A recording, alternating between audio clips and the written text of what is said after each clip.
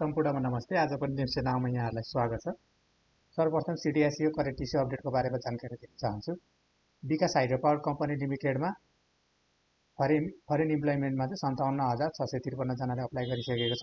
त्यस्तै गरी सान्वी इनर्जी लिमिटेडमा आइपिओमा चाहिँ 21,10,152 जनाले अप्लाई गरिसकेको छ। त्यस्तै गरी सन नेपाल लाइफ इन्स्योरेन्स लिमिटेडको रिजर्भ राइट सेयरमा 3,44,746 जनाले अप्लाई गरिसकेको छ। त्यस्तै गरी सन नेपाल लाइफ इन्स्योरेन्स लिमिटेडकै प्रमोटर सेयरको राइट सेयरमा चाहिँ 55 जनाले अप्लाई गरिसकेको छ। त्यस्तै गरी टेट टावरको लिमिटेडको आइपिओमा 12,757 जनाले अप्लाई गरिसकेको छ। अब हामी नेप्सेको समरीमा जाँदैछौँ। नेप्से आज 17.44 अङ्कले बढेर 0.65%ले बढेर 2693.06 अङ्कमा आइपुगेको छ। आज 148वटा कम्पनी बढेको छ भने 97वटा कम्पनी घटेको छ। दुईटा कम्पनी चाहिँ अनचेन्जको अवस्थामा रहेको छ।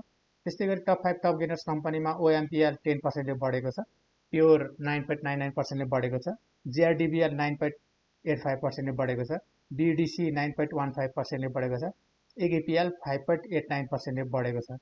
त्यस्तै गरी टप 5 टप लुजर्स कम्पनीमा बीएचपीएल 5.26%ले घटेको छ, क्रेस्ट 5.10%ले घटेको छ, एनएमआईसी 4.08%ले घटेको छ, डिएचपीएल 3.91%ले घटेको छ, एसएफईएफ 2.97%ले घटेको छ। त्यस्तै गरी टप 5 टप टर्नओभरमा एनजीपीएल, राधि, यूपीसीएल, बीपीसीएल र केबीएल रहेको छ भने टप 5 टप भोल्युममा एनजीपीएल, यूपीसीएल, केबीएल, राधि र जीबीआईएमई रहेको छ। त्यस्तै गरी टप 5 टप ट्रान्जेक्सनमा एनजीपीएल, यूपीसीएल, बीपीसीएल, राधि र क्रेस्ट रहेको छ। त्यस्तै गरी आजको मार्केट समरीमा आज टोटल टर्नओभर रुपिस 8,58,60,04,334.25 भएको छ भने टोटल ट्रेडेड सेयर 2,07,59,547 भएको छ। त्यस्तै गरी total transaction 77,316, total script traded 323, total market capitalisation rupees 44 खर्ब 83 अर्ब 80 करोड 41,82,841.27 भएको छ भने टोटल फ्लोट मार्केट क्यापिटलाइजेसन आज 15 खर्ब 13 अर्ब 20 करोड 48,78,334.33 भएको छ। त्यस्तै गरी आज नेप्सेलाई चार्ट मार्फत हेर्दाखेरि नेप्से चाहिँ आज बोलिङ्गर ब्यान्डको अप्पर ब्यान्ड नजिक गएर फर्केर बढेर क्लोजिङ दिएको देख्न सकिन्छ। त्यस्तै गरी पिभट टेबलबाट हेर्दाखेरि बजार पी भन्दा माथि नै रहेको छ।